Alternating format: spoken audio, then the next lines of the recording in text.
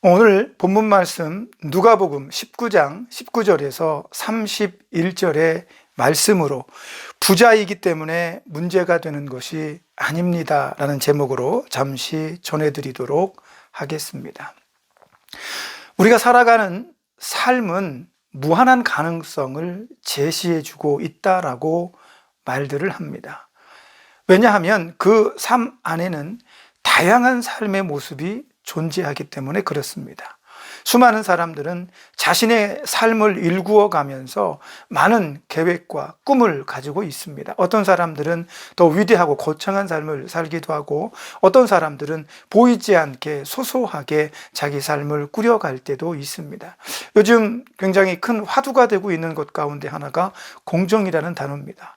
그런데 이 공정이라는 단어가 어디에까지 규정을 하고 있느냐 하면, 태어나는 문제까지 다리를 걸고 있는 모양새입니다. 어느 가정에서 어떻게 태어났는지에 따라서 부모에게 물려받은 출발선이 다르기 때문에 보이지 않는 불공정이 거기에 존재하는 것 같다라고 이야기할 정도입니다. 우리가 어떻게 할 수 없는 문제에까지 우리는 공정이라는 화두를 적용시키려고 합니다. 그만큼 세상의 많은 사람들에게 이 삶을 일구어 가며 살아내는 문제는 작은 문제가 아니죠. 누군가가 호화롭고 안락한 삶을 살아가는 것, 그가 성공하며 잘 나가는 것을 보면 굉장히 부러워합니다. 한편으로 부러움을 넘어서 시샘을 하기도 하지요. 오늘 본문의 말씀에서 우리는 우리 인간들의 삶에 있는 이면에 보여지는 것 너머에 있는 보이지 않는 것들에 대한 이야기를 살펴보려고 합니다. 예수님께서는 오늘 본문의 말씀을 통해서, 이 비유의 말씀을 통해서 우리에게 무언가를 이야기해 주고 싶어 하는 것 같습니다. 오늘 본문의 이야기의 내용은 이렇습니다. 한 부자와 거지 나사로에 대한 이야기입니다. 우리가 너무 많이 들었던 이야기죠. 부자는 오늘 성경 말씀에서 나오는 것처럼 호화롭고 부한 삶을 살아가고 있습니다. 자색 옷을 입고 고운 배로 몸을 감고 있는 것처럼 보입니다. 이 사람의 삶은 마치 우리가 보기에 영화라든지 아니면 우리가 평생 상상만 해야 될 엄청난 부자들의 삶을 마치 상상하게 만드는 것 같습니다. 이 사람은 늘 행복했습니다. 염려할 것이 없었습니다. 이가 자수성가한 사람인지 부모에게 그 재산을 물려받았는지 알 수 없지만 이는 막대한 부를 가지고 하루하루를 그것을 즐기며 살아가고 있는 사람이다라고 성경은 부자를 묘사해 주고 있습니다. 반면에 거지 나사로는 그 사람의 집 대문에 버려진 사람으로 그려집니다. 이 거지는 자기의 앓는 곳이 헐어서 진물이 나오고 있는 상황이라고 합니다. 그 헌데를 개가 와서 핥을 정도로 심각한 상황에 직면한 것 같습니다. 그렇게 고통과 아픔 속에 비참한 삶을 연명하는 나사로는 그 부자의 상에서 떨어지는 부스러기들과 국어를 통해 얻은 것들로 연명하기 위해 그 집 앞에 머물러 있는 것 같습니다.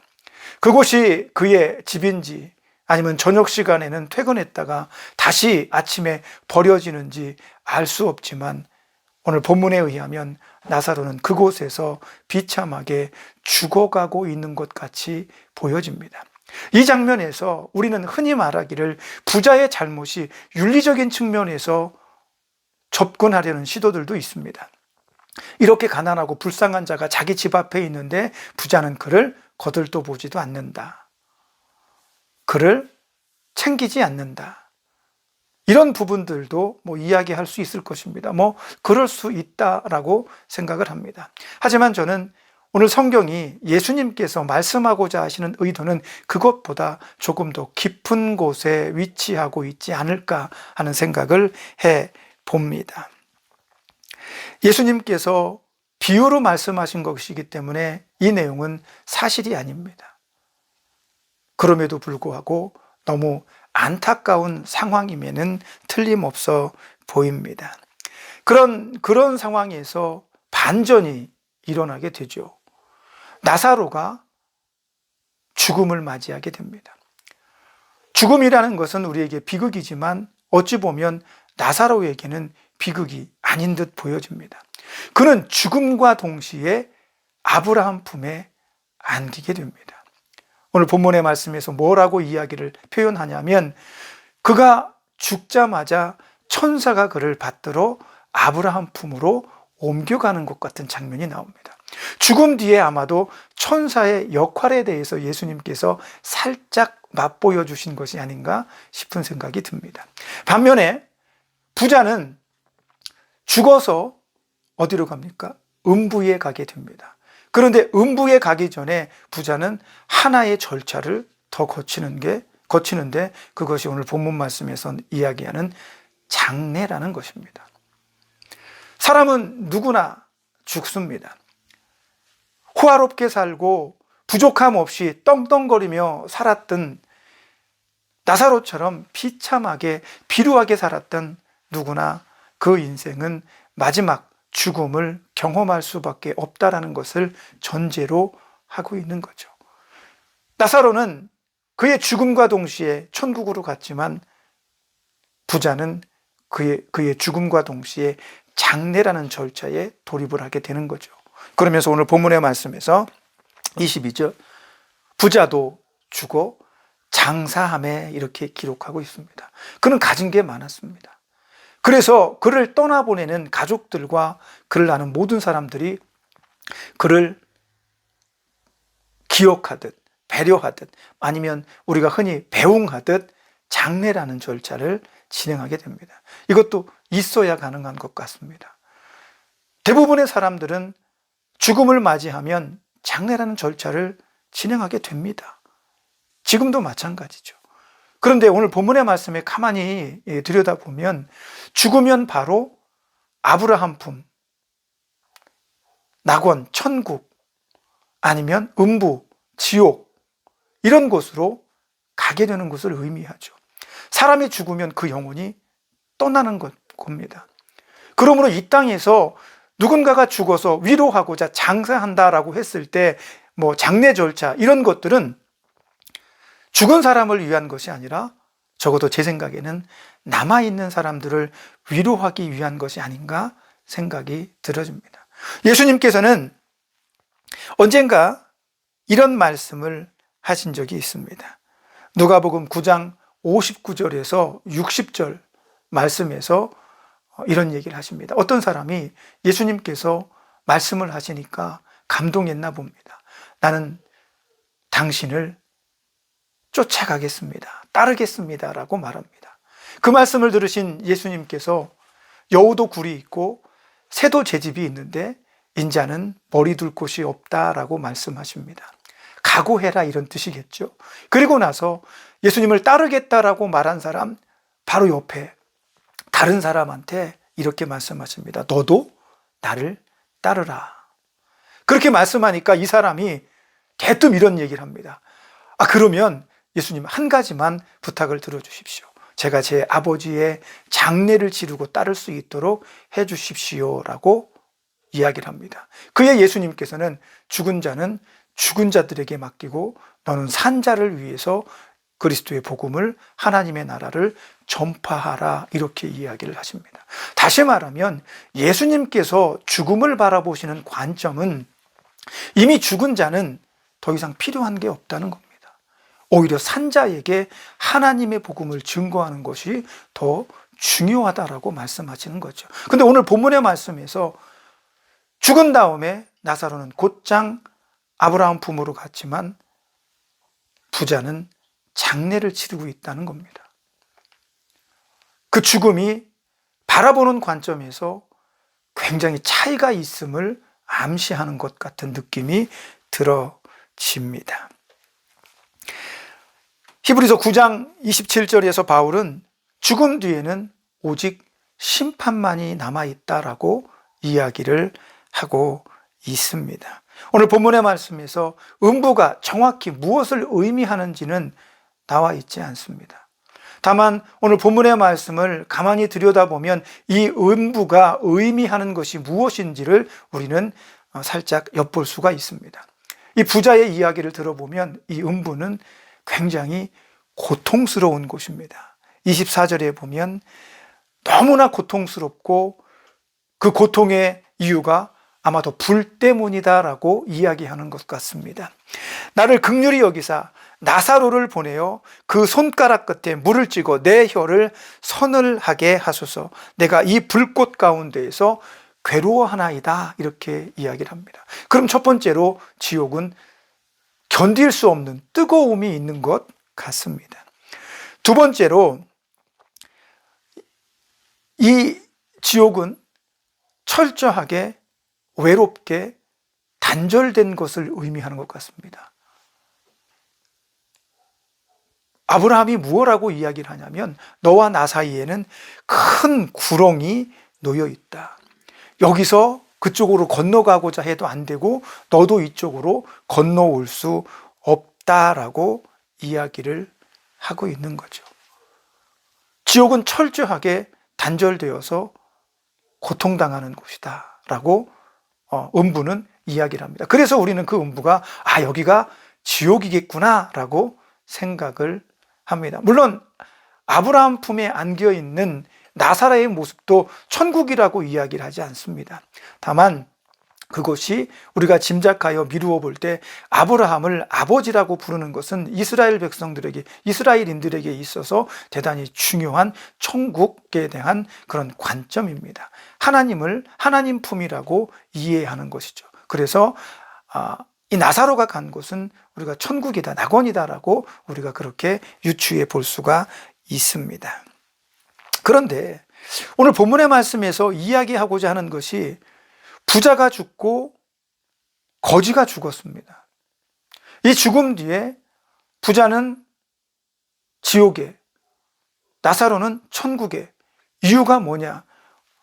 25절의 말씀에 보니까 아브라함이 너는 살아있을 때 좋은 것을 받았고 나사로는 고난을 받았으니 이것을 기억하라. 이제 그는 여기서 위로를 받고 너는 괴로움을 받느니라 라고 얘기를 합니다. 언뜻 보면 부자는 이 땅에 살면서 호의호식하고 부자로 살았기 때문에 지옥에 간 것처럼, 나사로는 가난하고 비루하게 고통스럽게 살았기 때문에 대신 갚아주는 것 같은 그런 인상이 풍겨집니다.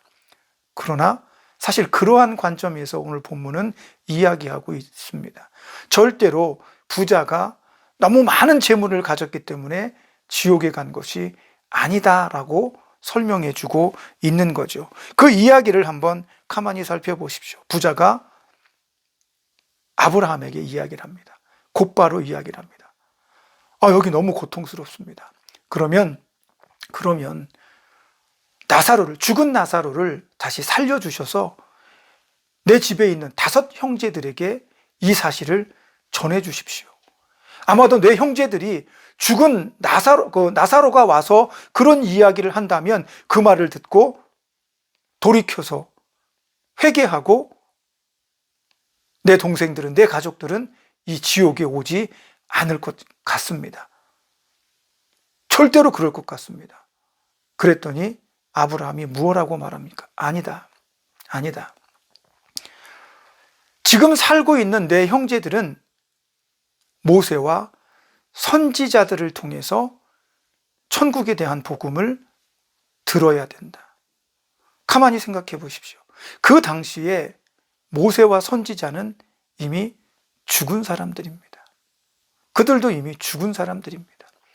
그러면 모세와 선지자들이 그들에게 복음을 전해줄 수 없죠. 예수님께서 말씀하시는 것은 하나님의 말씀을 의미합니다. 성경의 가르침을 이야기합니다. 그리스도의 복음을 이야기하고 있는 것입니다. 오직 이 땅에 살아가고 있는 사람들은 복음을 통해서 하나님의 말씀과 성경의 가르침을 따라서 천국을 제시받고 하나님 나라를 권한받을 수 있다라고 하는 것입니다. 저는 이 대목에서 이 부자가 이야기한 그 장면을 생각하면서 스크루지 영감이 생각이 났습니다. 죽었던 자기 친구가 와서 야, 너 착하게 살아야 돼. 너 착하게 안 살면 나처럼 지옥에 온다 라고 말하니까 스크루지가 회개하고 돌이키죠. 선한 사람이 되는 것 같습니다. 마치 세상은 우리에게 이런 것들을 요구합니다. 하나님께 이런 것들을 요청합니다. 내가 구원받고 싶은데 좀 더 명확한 근거를 제시해 주십시오. 천국이 있다는 사실, 지옥이 있다는 사실, 하나님의 심판이 남아있다는 사실을 우리에게 조금 더 명확하게 설명해 주시고 우리가 반문할 수 없는 그런 확실한 증거를 제시해 주십시오. 이거 말고 하늘로부터 내려오는 기적과 이적은 없습니까? 다른 건 없습니까? 좀 더 기발하고 창의적이고 우리가 입이 떡 벌어지는 그런 광경들을 목격할 수는 없습니까? 그런 것들로 천국을 제시해 주시고 복음을 말씀해 주신다면 우리가 손쉽게 수긍하고 따를 수 있지 않겠습니까? 하는 그런 이야기들 가운데 하나처럼 들립니다. 그러나 예수님은 비유를 통해 단호하게 말씀하십니다. 아니다. 어떤 특별한 것이 아니라 입으로 전해지며 글로 전해지는 하나님의 말씀과 복음을 통해서만 천국을 제시받고 권한받을 수 있다라고 이야기해주고 있는 것입니다.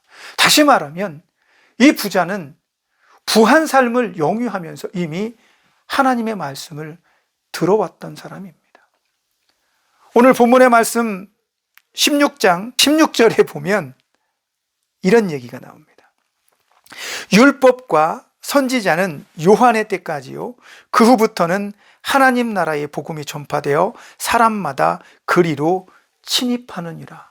쉽게 말하면 천국을 침입할 수 있는 방법은 요한까지는 선지자로 칩니다. 그러나 그 뒤로부터는 예수 그리스도의 이야기를 듣고 믿고 그 복음을 받아들이는 자들이 천국을 침노하는 자가 되는 것입니다. 다시 말하면 이미 들어왔던 선지자를 통해 조상을 통해 부모를 통해 듣고 배웠던 하나님의 말씀과 선지자들의 가르침이 성경의 가르침들이 우리 삶 안에 녹아들어 있다는 겁니다. 오늘 이 부자와 나사로는 제가 생각하기에 똑같이 하나님의 백성으로 보여줍니다. 그러나 이 땅에 살아가면서 하나님의 말씀을 하나님의 백성으로 온전하게 살아내지 못하고 실천하지 못하였기 때문에 그걸 온전히 삶으로 살아내지 못했기 때문에 부자는 지옥에 간 것으로 보여줍니다. 이게 오늘 예수님께서 부자와 나사로 이야기를 통해 우리에게 보여주시고자 하시는 사실입니다. 부자는 하나님의 말씀을 실천하며 살지 못했습니다. 자기에게 많은 복을 주시고 많은 것으로 물려주셨다면 그는 그것을 아름답게 선용할 필요가 있었다는 겁니다. 물론 내가 부자라고 해서 세상의 모든 거지와 어려운 사람들을 다 도울 수는 없습니다. 그러나 적어도 그가 긍휼한 마음으로 고운 옷과 자색 옷을 입고 펑펑펑 즐겁게 행복하게 자기만 산 것이 아니라 주변을 돌아보고 그들을 살피며 보듬어주고 위로하는 삶을 살았더라면, 그리고 하나님의 말씀을 신실하게 지키며 살았더라면 부자도 어쩌면 아브라함 품에 있었을 것이라는 겁니다. 성경에서 나오는 가장 유명한 부자가 누굽니까? 욥입니다. 그 사람은 당대의 그 어떤 사람들보다도 최고의 부자였습니다. 그런 그는 하나님의 사랑을 듬뿍 받았습니다. 왜? 그가 부자였기 때문이 아닙니다. 그가 하나님의 말씀을 신실하게 따르며 하루하루 살아가면서 그날 내가 하나님의 뜻에서 벗어나지 않았나 자기를 살피고 주변에 힘들고 어려운 사람들을 권고하고 보듬어 안고 그들을 위해 기도하는 성경의 가르침과 하나님의 말씀을 따르는 삶을 살았기 때문입니다. 오늘 여기 나오는 부자도 역시 그런 삶을 살았어야 했습니다. 그러나 그는 그렇게 살지 못한 것 같습니다.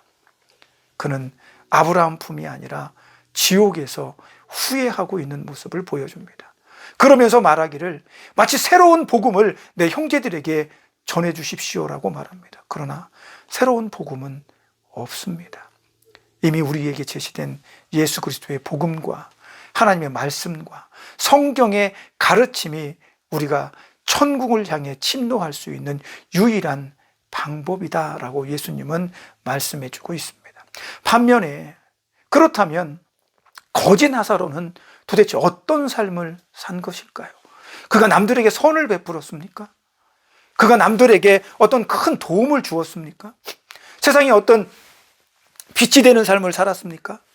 그렇지 않습니다. 그는 가난했으며 자기 허른 데를 개가 와서 할매도 불구하고 그것을 제지하거나 막을 힘조차 없는 그런 비루하고 비천한 인생을 산 것뿐이다라는 것입니다. 그런 그가 어떻게 아브라함 품에 있었을까? 그건 부자에게 제시한 예수님의 방법과 동일합니다. 이미 제시된 복음, 하나님의 말씀을 이 거지 나사로는 마음에 품은 듯합니다. 절망하고 포기하며 자기를 저주하고 하나님을 원망한 것이 아니라 이 사람은 자기의 헌대를 개가 와서 할매에도 불구하고 하나님, 이 부족한 자를, 아마도 그런 기도가 있지 않았을까? 그런 마음의 상태가 있지 않았을까? 그래서 그는 아브라함 품에 있는 것은 아닐까? 가난해서 그가 거기 있는 것이 아니라 가난하고 비루하고 비천하고 고통과 절망 중에 있음에도 불구하고 그런 상황 속에서도 하나님을, 천국을 바라보고 성경의 가르침과 복음을 마음속에 두고 산 것은 아닐까라는 생각을 반대로 해볼 수 있다라는 사실입니다. 저와 여러분은 이제 하나님께서 우리에게 말씀하시는 의미가 무엇인지를 정확히 알아야 되겠습니다. 오늘 이 16장의 이야기, 거지 나사로와 부자의 이야기는 14장부터 진행되는 일련의 사건에서부터 비롯이 됩니다. 안식일에 예수님께서 수종병 걸린 한 사람을 치료하십니다. 수종병이라고 하면 일반적으로 몸 안에 어떤 곳에 고름 같은 것이라든지 염증이 생겨서 이렇게 퉁퉁 붓는 이런 병으로 알고 있습니다. 그런 병이 걸려서 고통스러워하는 그 사람을 안식일에 예수님께서 치료하시니까 율법 교사들과 바리새인들이 안식일에 이런 일을 하는 것이 옳은가에 대한 논쟁을 벌이기 시작합니다. 예수님은 그런 그들에게 하나님의 말씀의 가르침과 하나님 백성의 자세와 복음을 가지고 하나님의 말씀을 순종하며 제자로 살아가는 것들에 대해서 이야기하면서 천국의 비유들을 설명하여 주십니다. 이런 동전의 비유, 이런 양의 비유, 그리고 오늘 본문에 나오는 이런 여러 가지 비유들 중에 마지막으로 부자와 거지 나사로에 대한 이야기를 해줍니다. 이미 너희가 알고 있는 하나님의 말씀, 성경의 가르침, 그 복음을 삶으로 실천해내야 된다라고 이야기하고 있는 것입니다. 알고 있는 것이 중요한 것이 아니라 그것을 살아내는 것이 중요하다라고 이야기를 하는 것입니다. 저 여러분은 이제 또 한 주간을 살아가게 될 것입니다. 우리가 알고 배우고 익히 들어왔던 모든 것들, 하나님의 말씀, 가르침, 예수 그리스도의 복음, 이런 것들이 내 삶 안에서 동떨어지게 살아가고 있다면 우리는 부자의 모습과 다를 것이 없을 것입니다. 배우고 익힌 대로 그것을 내 삶에서 실천하고 성숙시켜 나가고 발전시켜 나가면서 우리는 천국을 침노해 가는 것입니다. 인간의 열정과 열심을 의미하는 것이 아닙니다. 우리 안에 있는 그리스도인으로서 예수를 닮아가고자 하는 그리스도인의 삶의 방식이며 몸부림이라는 것입니다. 완벽하게 우리가 이루어내지 않습니다. 천국은 내가 쳐들어간다고 해서 얻을 수 있는 게 아닙니다. 말씀을 순종하고 그것을 실천하며 내가 그 삶을 추구해 나갈 때 하나님께서 우리로 하여금 침노하고 침노당해 주시는 것입니다. 오늘 예수님은 부자와 나사로 이야기를 통해서 우리에게 그러한 사실을 제시해 주고자 하십니다. 어떤 삶이 성경의 가르침이며 복음에 가치를 두고 있는 삶이냐라는 것입니다. 그냥 부자는 지옥에, 나사로는 천국에 가서 따뜻한 이야기야 라고 이야기하는 것이 아닙니다. 이 이야기를 통해 우리 삶을 한번 되짚어 보아야 할 필요가 있다는 것입니다. 저 여러분은 배웠습니다. 익혔습니다. 그리고 앞으로 더 많은 것들을 배워갈 것입니다. 그리고 그것을 삶으로 살아내는 도전에 직면할 것입니다. 말하고 행동하고 하는 이런 일련의 모든 것들이 예수님의 말씀에 빗대어 살아가진다면 우리는 조금 더 나은 사람이 될 것입니다. 뭔가 새로운 것, 내가 충성하고 헌신할 수 있는 특별한 것을 주십시오. 하나님 음성을 들려주시든지 나의 엄청난 기도에 응답해 주셔서 내가 헌신하고 충성할 계기를 좀 마련해 주십시오. 그렇게 말하는 것은 잘못된 길입니다. 하나님께서는 늘 우리의 기도를 들으시며 예수님께서는 그 우편에서 부족한 우리들의 삶의 모습을 보면서 중보해 주십니다. 하나님, 저 친구 조금 부족한데 그래도 열심히 노력하는 것 같습니다. 이해해 주시죠. 용서해 주시죠. 좀 더 기회를 주시고 힘을 불어넣어 주십시오.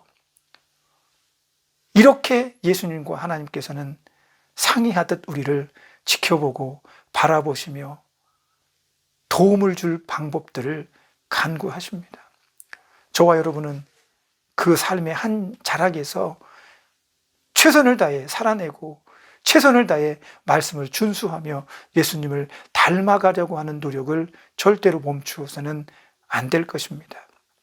조금씩 달라지더라도 온전한 그리스도인의 변화를 포기하지 마십시오.